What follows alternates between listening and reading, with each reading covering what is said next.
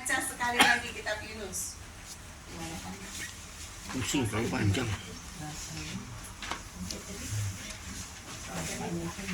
Kesannya apa setelah membaca? Ceritanya Yunus ini bahwa Tuhan itu Maha Tahu. Jadi apapun kita dalam keberadaan kita di mana pun Tuhan tahu. Jadi walaupun kayak seperti Yunus, dia mau lari jauh dari Tuhan, jaraknya kalau nggak salah 5.000 kilo ya. Tapi Tuhan Maha Tahu. Tuhan menjaga dia dan Yunus sadar. Oke. Ada lagi yang mau menambahkan? Tadi kan kita sama-sama bilang baca, tapi nggak ngerti. Nah, tadi saya minta supaya mulai dari hari ini sampai BKSN tahun depan kita mulai membaca kitab suci. Cara membaca ini dari Mikael, kita harus bertanya. Jadi ketika habis baca kitab suci, dari diri kita harus timbulkan pertanyaan seperti di dalam buku. Pendalaman teks dimulai dari pertanyaan. Mengapa Yunus disebut seorang nabi? Apa tugas yang diberikan Allah kepada Yunus? Mengapa Yunus melarikan diri ke Niniwe? Kemudian apa perbedaan sikap antara si orang yang di kapal dengan Yunus ketika menghadapi badai besar? Kemudian apa yang dilakukan awak kapal untuk tahu nih kenapa penyebabnya? Dan apa yang harus dilakukan para awak kapal agar badai reda? Ini sedikit dari pertanyaan yang ada di sini. Ini cara kita untuk bisa mengerti lebih dalam apa yang Tuhan mau sampaikan. Tadi ya ingat, kitab suci adalah manual buku kita untuk hidup. Saya akan coba bahas. Ada 12 poin dari Yunus ini. Yang pertama, tadi pertanyaannya, apakah Yunus seorang nabi? Betul nggak Yunus seorang nabi? Ya, dari mana kita tahu? Karena tadi datanglah firman Tuhan kepada Yunus. Zaman dulu, orang yang bisa mendengar suara Tuhan itu disebut nabi. Nabi itu tugasnya apa? Mendengar suara Tuhan untuk siapa? Untuk disampaikan. Nah, itu juga sudah evangelisasi. Dia mendengar suara Tuhan untuk disampaikan. Jadi Yunus ini destininya adalah seorang nabi, penyampai firman Tuhan. Tadi saya bilang, coba kita renungkan. Ketika Tuhan menciptakan kita, nggak mungkin kita diciptakan seperti mass produk massal. Masalahnya diciptain manusia jadi. Tapi pasti ada rencana khusus. Coba saya mau tanya, di sini ada nggak Bapak Ibu yang tahu destininya? Seperti Yunus, dia tahu destininya seorang nabi, seorang pewarta. Dengar, kasih tahu, dengar, kasih tahu. Sekarang saya tanya, kalau saya tanya, Ibu, destiny Ibu apa?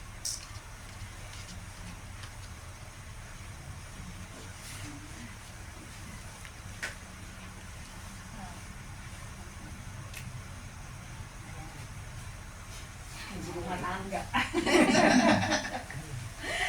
Ibu, destiny Ibu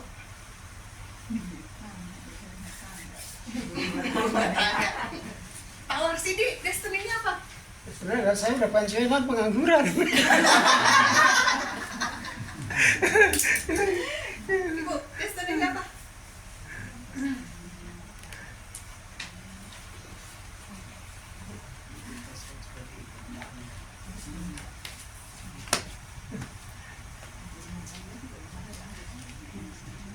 Nah, ya Bapak, ayo. Nggak tahu. Nggak tahu atau nggak mau jawab? Nggak mau jawab. Ibu, Sepertinya saya diperintahkan menjadi ibu rumah tangga. Ibu, Ya, seperti ibu. nah, ibu rumah tangga, ya betul, kita semua adalah ibu rumah tangga. Tetapi itu sebetulnya bukan destiny-nya kita. Kita tidak akan cuma sebagai ibu rumah tangga. Ketika kita menjalani destiny-nya, mungkin kita nanti menikah, jadi rumah tangga, punya anak, kita punya pekerjaan, betul, punya cucu. Tetapi pasti Tuhan itu kasih destiny khusus. Masalahnya kita tidak pernah Sadar. tanya, kita tidak pernah coba cari tahu. Karena hidup kita apa seringnya? Mengalir. Itu tadi perlunya buka akses supaya kita tahu destiny kita apa. Saya pun bergumul lama untuk menemukan destiny saya ini sebetulnya apa. Nah, destiny ini biasanya berkaitan dengan talenta khusus yang Tuhan berikan. Coba, Ibu talenta khususnya apa?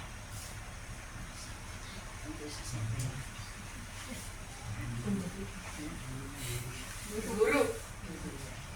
Itu berarti mirip saya. Jadi saya pun bergumul lama, nggak langsung dapat destiny saya. Ini pun saya juga masih taunya setengah. Tetapi saya merasa talenta yang Tuhan berikan di saya adalah mengajar. Jadi destiny saya apa? Pengajar. Memang saya juga dosen. Jadi saya tahu destiny saya adalah mengajar. Coba malam ini PR Bapak Ibu pertama renungkan apa destiny kita. Dan sekarang saya pertanyaan kedua, apakah menurut Bapak Ibu umur akan membatasi destiny Bapak Ibu? Tidak. Kalau saya umur 70 berarti udah saya selesai. Apakah begitu? Tidak. Artinya sampai kita belum selesai. Tuhan belum kelar dengan hidup kita. Masih ada rencana besar yang Tuhan mau kasih buat hidup kita. Betul nggak? Tetapi harus mulai. Apa destiny saya? Apa tugas khusus?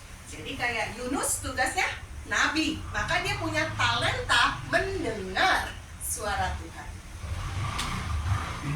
Banyak, ini kan kita perjanjian lama. Banyak dari kita hanya mau baca perjanjian baru karena itu Yesus, zaman Yesus, dan gampang. Ya. Kalau perjanjian lama rada susah.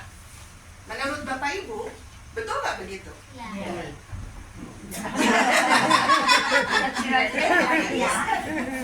Emang pernah khatam bacanya? Tapi sebetulnya yang Tuhan mau apa? Ya semua pelajarin. Ya. Sebetulnya hidup kita sekarang ini lebih mirip perjanjian lama atau perjanjian baru? Lama. Kenapa, Bu? Masih banyak kalau tidak mengikuti ajaran Kristus masih ada yang berbuat Ngawur-ngawur. zamannya Sebetulnya hidup kita saat ini lebih mirip perjanjian lama. Kenapa? Gak ada Yesusnya. Waktu perjanjian baru Yesus ada di dunia. Zaman sekarang Yesusnya gak ada. Yesusnya ada di dalam rupa apa? Pasti. Sekarang ini Yesus hadir di kita dalam rupa Roh Kudus. Jadi di dalam kita ada Roh Kudus. Tadi yang cerita mama saya ya.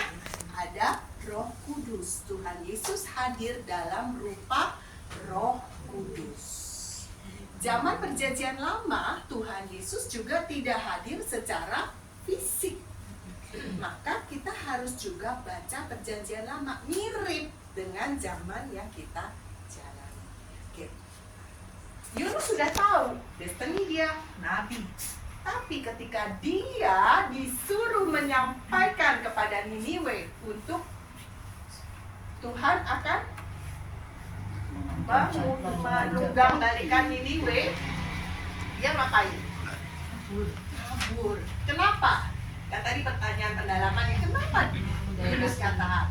Nomor 1, Niniwe itu bukan bangsanya Yunus. Niniwe itu orang Asyur. pada saat itu, zaman itu, orang Niniwe itu, bangsa Asyur itu adalah orang yang kejam. Sampai Tuhan mau menunggangbalikan karena di situ kejahatan luar biasa. Pembunuhan, kemudian dosa-dosa seksual, ya, itu semua campur dan makin hari makin seru.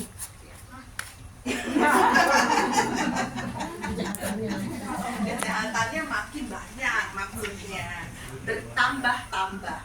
Pertanyaan saya, sama nggak sih sama kita zaman ini? Makin hari kita lihat manusia itu makin jahat.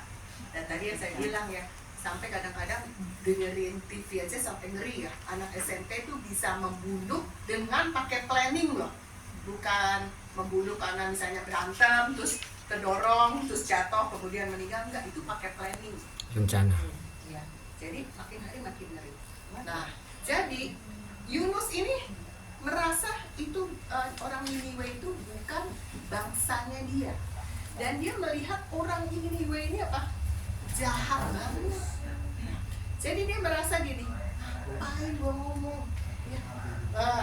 Perasaan dia, mendingan Tuhan hukum habis sekalian. Betul nggak? Kita pun kadang-kadang merasa hal yang sama nggak? Kalau melihat orang yang jahat-jahat rasanya apa? Biarin aja tuh, dimusnahkan dengan api Tuhan.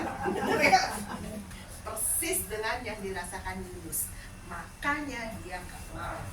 Kita lihat ya, ketika mulai tidak taat, Yunus menjauhi Tuhan. Nah, ini tadi yang tadi Bapak bilang. Yunus dari sini, Yapo. Kalau ke Niniwe itu cuma 1120 kilo. Tapi dia mau larinya ke sini. Ke Tarsis. Tarsis itu berapa kali lipat? 5 kali lipat jauhnya. Itu perlambang apa Bapak Ibu? Ketika kita mulai tidak taat sama Tuhan, perlahan tapi pasti kita akan Menjauh. Ya. Jadi untuk yang sponsor untuk yang belum menikah, ketika mencari jodoh, carilah jodoh yang Tuhan pilihkan. Gimana taunya? Kadang-kadang di hati, kadang-kadang omongan orang tua. Tapi sering-seringnya kalau lagi bucin, ya bucin kan bucin? Cinta. Budak cinta. Ya kan? Anak sekarang bucin ya? Bucin. Kalau lagi bucin mau nggak dilarang? Enggak. Pengalamannya Bu? Oh gitu, anaknya masih kecil. Nanti nurut ya sama mama. Nah, ketika kita mulai tidak taat, apa yang kita lakukan? Pasti mulai menjauh. Kalau kita dilarang orang tua, pasti kita mulai apa? Ngomong sama orang tua. Bener. Mulai setiap ketemu, biasanya ketemu mama, papa, bisa cerita, bisa pelukan, bisa say hello. Begitu ada ribut soal jodoh, apa yang dilakukan? Pulang masuk kamar, tutup pintu. Nanti pergi, tinggal keluar. 12 apa? Menjauh. Sama ketika kita tidak taat dengan Tuhan, makin hari pasti kita makin menjauh. Itulah yang terjadi pada Yunus. Waktu dia tidak taat dengan panggilannya, dia menjauh. Ini kalau kita lihat, dihitung dari penerbangan sekarang ke Tarsis itu sama dengan kita ke Beijing. Coba bayangin loh, sejauh itu loh, dari Jakarta ke Beijing. Kalau sekarang naik pesawat aja kita lama, ya, apalagi naik perahu, berapa hari tuh. Ketika kita menjauh, apa akibatnya? Hidup kita pasti semakin Ambil.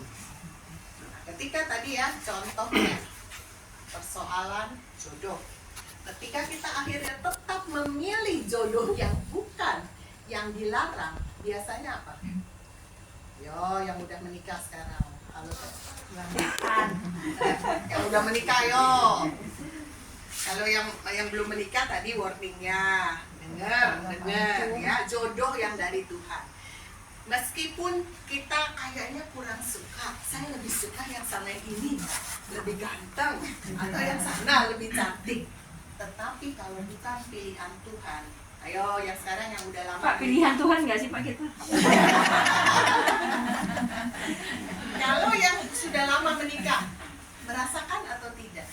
Kalau yang bukan pilihan Tuhan apa? Semakin apa?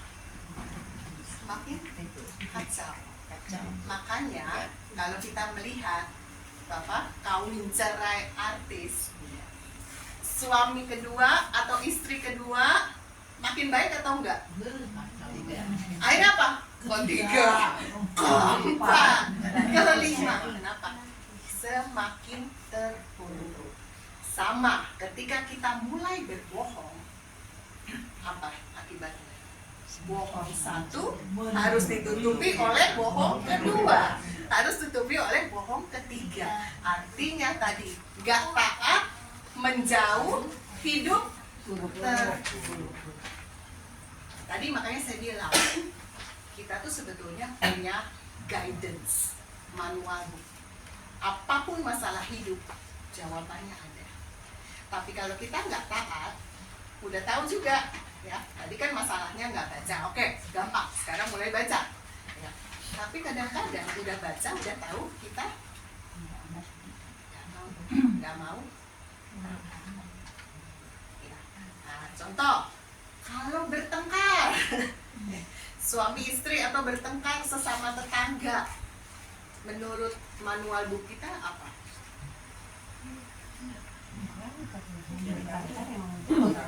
Memaafkan. Berapa kali mengampuni? 70. Dilakukan apa enggak? Begitu ketemu, maafkan. Nanti apa? Nggak taat kan? Begitu nggak taat apa? Hubungannya makin jauh. Begitu hubungan makin jauh, makin susah nggak hidup? Susah banget ya lewatin rumah dia mesti begini. Sakit lah yang tadi. Hidup makin terpuruk, ya. Sama seperti Yunus. Ketika dia lari, dia masuk ke mana? Ketika dia di kapal, dia masuk di mana? Di bawah. Itu pertanda apa? Hidup yang semakin terpuruk. Juga di bisnis, yang bapak-bapak yang bisnis. Sekali bisnis mulai melenceng ke kiri dan ke kanan, apa buntutnya biasanya? Bangkrut. Begitu bangkrut, tutup lubang dari lubang, tutup lubang dari lubang terpuruk. Ya, sama seperti Yunus ada di bagian kapal paling bawah. Ya. Nah, tapi tadi tema kita kasih Allah. Allah itu sumber kasih dan keselamatan. Jadi yang tadi seperti Bapak bilang, apapun kita melarikan diri sejauh apapun, ketika kita sudah dalam keadaan terpuruk, Tuhan itu luar biasa. Tuhan itu penuh kasih. Kenapa? Tetap Dia mengulurkan tangannya.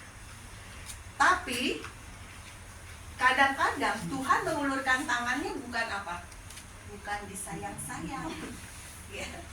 Ya. Ketika Yunus terpuruk di kapal paling bawah, Tuhan melihat, ya, wah anakku ini kalau dibiarkan makin terpuruk. Jadi dengan kasihnya, kasih Bapak, Dia turun tangan. Turun tangannya tapi apa? Kasih badai. Ya. Nah, jadi kalau saat ini kita mengalami badai, artinya apa? Tuhan lagi datang. Iya, betul. Akhirnya apa? Tuhan mengasihi kita. Contoh ya, saya tuh melihat kayak Ferdi Sambo, terus Rafael, itu semua belakangan, terus yang satu jenderal siapa tuh yang anaknya mukul juga, yang di Lampung, ya, semua orang Kristen, semua itu lagi kalau dilihat kehidupannya lagi terpuruk terus. Semua itu kalau saya melihat itu Tuhan apa? sayang. Dikasih badai, itu kan badai, masuk penjara, ini itu ya. Tapi itu Tuhan apa? Tidak membiarkan untuk jatuh lebih dalam, jatuh lebih dalam. Ya, jadi ketika kita melihat ada badai dalam hidup kita, sebetulnya Tuhan lagi ingin menyelamatkan kita. Ya, sama kan kita lihat itu, Rafael semua dihabisi hartanya supaya apa? Kembali pada Tuhan, tidak makin terpuruk, tidak makin terburuk. Kan kalau kita lihat itu semua orang Kristen loh. Ya. Biasanya kan kita suka ini ya, berbangga-bangga gitu ya kalau orang Kristen. Tapi itu kan terlihat kasih Tuhan, pemeliharaan Tuhan. Yang korupsi Katolik. Nah, itu kalau sampai tidak kebongkar, artinya apa? Terus makin seperti bola salju ya, snowball, bergulung makin besar, dosanya, kesalahannya makin besar. Korupsi satu ditutupi dengan korupsi kedua, korupsi berjemaah supaya nggak ketahuan, seperti snowball ya. Dan di dalam ketika Tuhan menyelamatkan, Tuhan pakai satu badai hidup, dua, Tuhan kadang-kadang pakai orang lain untuk menegur. Jadi kalau kita ditegur oleh orang lain, kita harus apa? Iya. Idealnya. Alarm. Jadi kalau misalnya di gereja, di kantor, di persebut, bertetangga, komunitas ya, kadang-kadang ada kita tergesek sama teman kita ya, sesama di komunitas ya, ngomong dia nggak enak. Sebetulnya kadang-kadang apa? Warning Tuhan. Memang sebagai manusia pasti kita gini, sebel ya, kesel ya, pasti kesel. Tapi setelah kita pulang, coba apa yang Tuhan mau bicara tadi? Buka akses untuk dengar suara Tuhan.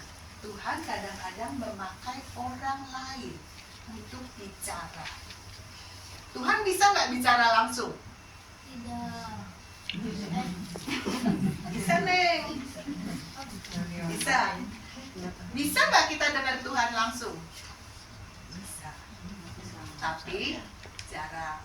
Nah, sekarang kalau saya sih ngebayangin juga, kalau tiba-tiba saya dengar suara-suara, kita kira-kira gimana ya kalau dengar suara-suara ya kayak Samuel? Tiba-tiba ada yang panggil, mawar sini,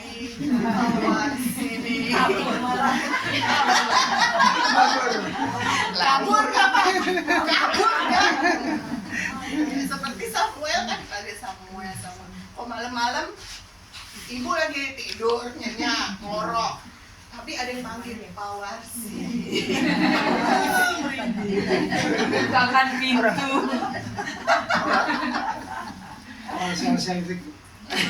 Siang di kuburan dan suara kabur. Atau ini bimbing imut.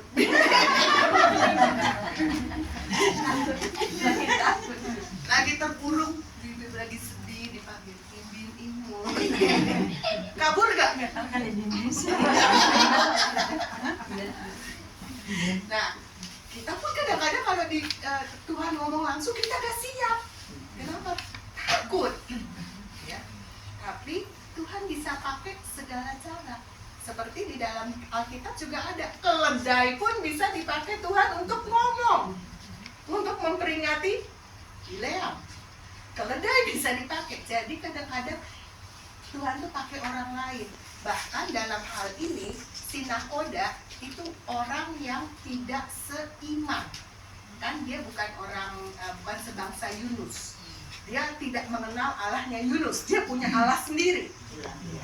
Sering-sering kita itu ditegur oleh orang yang bukan seiman.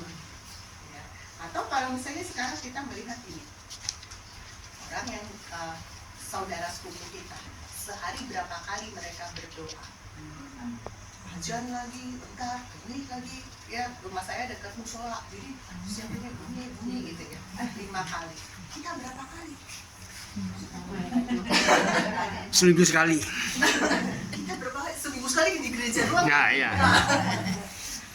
Itu teguran nggak sih sebenarnya buat kita? Teguran nggak sih? Warning nggak? Pada saat hiburan lah ya, entah aja, entah isya, entah subuh, entah apa ya, itu sebetulnya warning nggak? Kadang-kadang kan gitu. Ya, kita cuma berapa kali? Dia berkali-kali. Harusnya kan pada saat dia berdoa, kita juga warning. Doa. Kan? Nah, jadi Tuhan itu bisa bicara dengan berbagai cara, dengan menggunakan banyak orang. Kadang-kadang malah musuh kita. Musuh kita itu kadang-kadang dipakai Tuhan bukan untuk menyiksa kita, tapi untuk menyadarkan kita, menarik kita supaya tidak terpuruk.